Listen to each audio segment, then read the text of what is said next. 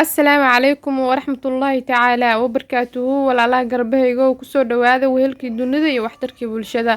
Aniga waxaan ahay Xafsa, halka aad naga daawanaysan waa Xafsa channel.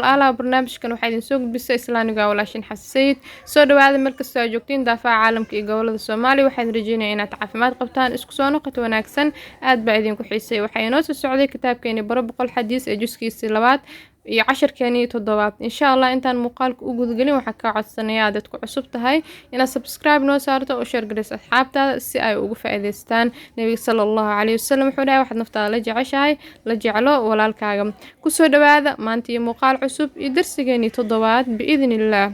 Bismillah.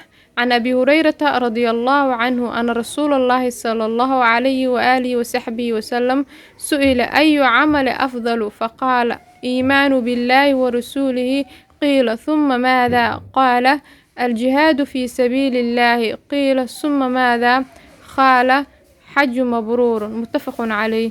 نبينا نبتقلين نحريس كركيسة هاته waxaa la weydiiyay camalkeeba ugu wanaagsan oo ugu fadli badan. Nabiga sallallahu alayhi wasallam wuxuu dhahay in la rumeeyo Ilaahay iyo rasuulkiisa.